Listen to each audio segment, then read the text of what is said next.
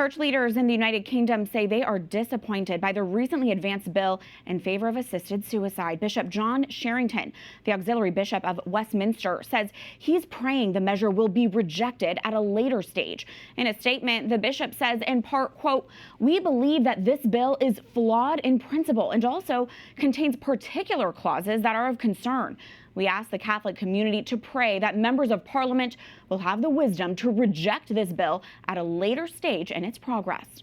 Members of Parliament voted to advance the measure late last week, and it now heads to the next legislative stage. The last time lawmakers considered assisted suicide in 2015, it was voted down at the second stage and did not progress any further. For analysis, we turn to Heather Tomlinson, a journalist in the United Kingdom. Heather, thank you for joining us. First off, tell us about the vote last week. You've been tracking this story closely. Did it come as a surprise?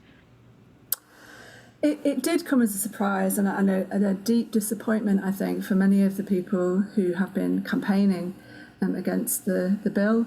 When it was first announced, which was roughly 6 weeks ago, I think that people were quite pessimistic then. They were worried because maybe a perception that the Labour Party might be, more MPs might be in support of it. However, I think over the time there's been such a good campaign. The campaigners really have excelled themselves in pointing out the many problems of this bill specifically, but also about assisted suicide in general. That I think campaigners really had got their hopes up. Many high-profile MPs had come out against the bill. There was really a sense of momentum in the campaign and a real hope that I think that the MPs would have made the right decision. But sadly, as you know, that didn't happen. Right. So Heather, what comes next exactly? Can you give us a brief timetable? So the bill will now go to committee.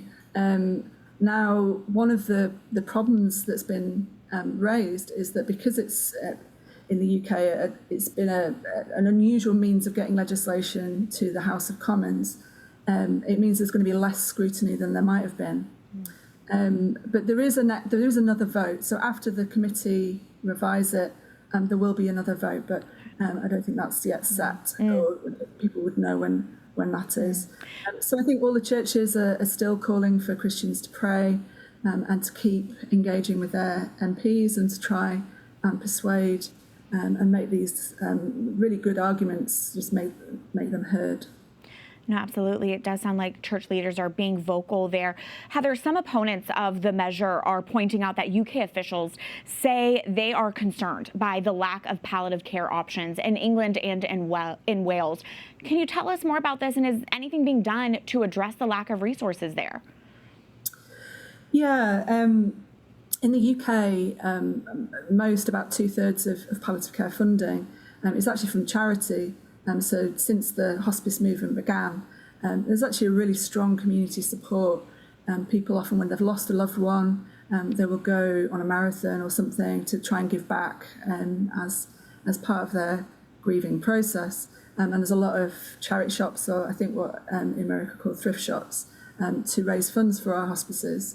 However, the NHS funds about 1/3, and in real terms, that's been falling in recent years.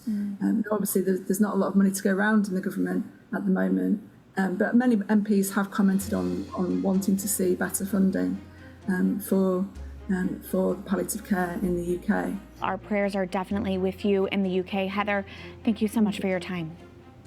Thank you.